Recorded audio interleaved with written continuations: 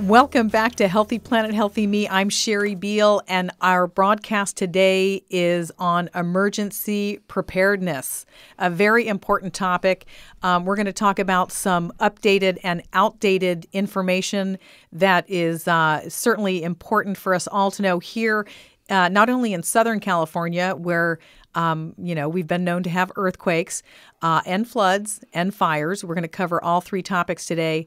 But first off, I'll introduce you to Mitch McKnight. He has been a firefighter with the Los Angeles Fire Department for the past 21 years. During that time, he's been assigned to stations from the South Central area to the San Fernando Valley. He is also an emergency medical technician, EMT, and has been involved in many life-saving operations. For the past 10 years, Mitch has been a lead instructor for the Community Emergency Response Team, training the citizens of Los Angeles on what to do when disasters occur. He receives his teaching credential through the State Fire Marshal's Office and also has an extensive background in counseling, helping other first responders deal with stress after traumatic incidents. So we couldn't be in better hands today. Welcome to Healthy Planet, Healthy Me, firefighter Mitch McKnight. Thank you. It's a pleasure to be here.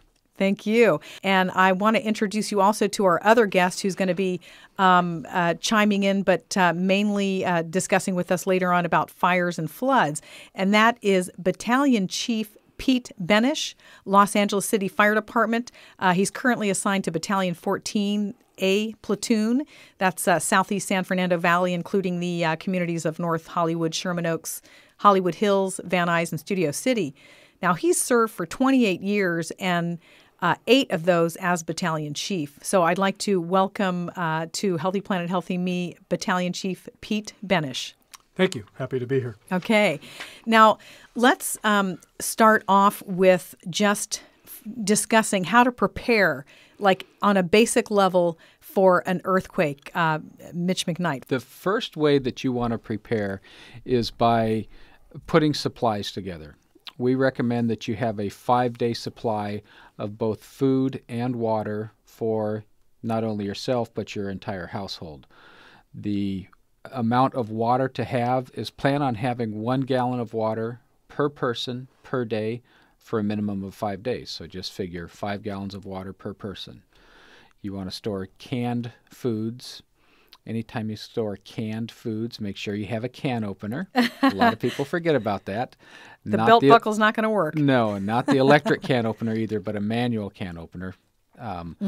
Have foods that you are used to eating, if at all possible, especially if you have children. Store foods that your children are used to eating, because psychologically, this is something that is a big help. If it's something that's a little more back to normal, back to the way things were before this whole disaster happened. But it's things like food, water, shelter, and first aid. Those are the 4 areas that you need to prepare for. If you take medicines that you need on a daily basis, have an extra supply of those.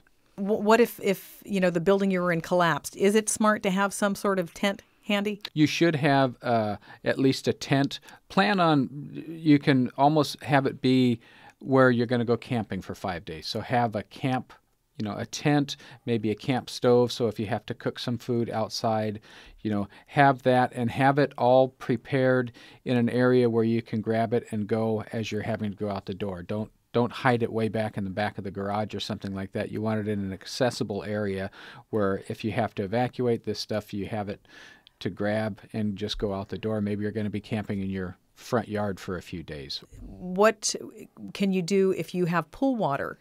Is there any way to sterilize or to use that pool water if you really had to for drinking? If that's all you've got, if you've run out of every other water supply, that's your last option. Go ahead and do it. But that would not be my first choice. There's too many different chemicals in there. You can still use it to wash clothes, to rinse dishes, to bathe in, but I wouldn't use it primarily for drinking. That would not be my first option. You can purify water, but you can use plain old chlorine bleach, just 4 drops per quart. You mean like Clorox that you use for your clothing? Yeah, just like you use for... But I don't, because I'm eco-friendly. But anyway. Okay, yeah. Okay. But yeah, it's 4 drops of bleach per quart of water, or 16 drops per gallon, or a teaspoon for 5 gallons of water.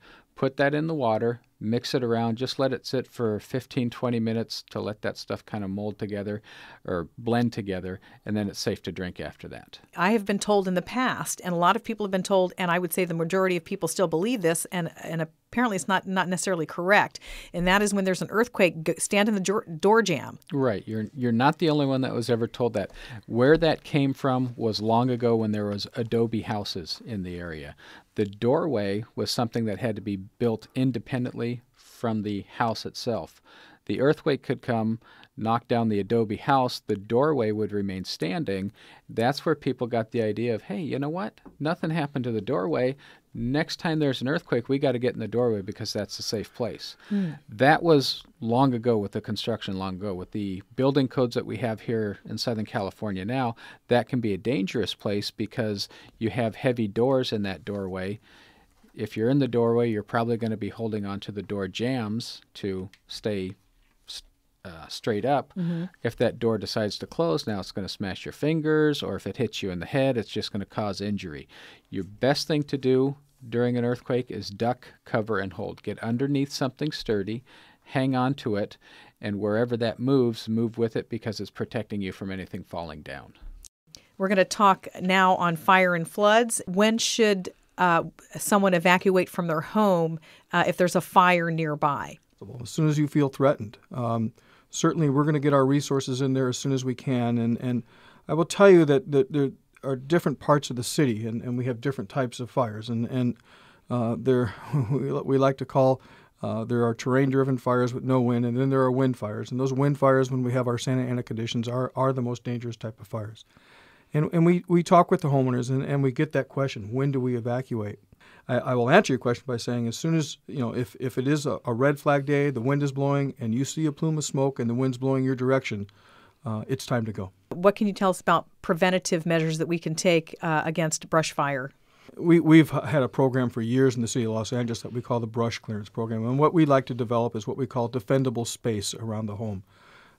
We can save a home if it has defendable space, and that is at least 200 feet clearance from the native brush.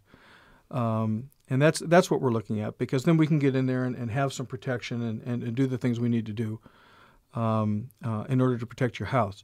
Certainly there are other things that the homeowner can do, and that is when we start looking at where they have wood piles, where they have wooden decks and things, those type of things, those type of situations make it difficult for us when there are flying embers, and these embers tend to migrate into the smallest of areas, and they could potentially actually burn a home down.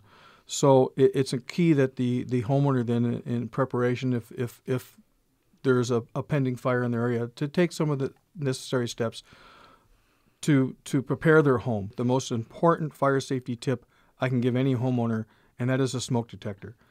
Smoke detectors save so many lives, and it's just a key component to any house. It's as important as having your stove, your oven. It's just another piece of equipment, but a very important safety piece of equipment in the home. So I'm going to reinforce that point a little bit.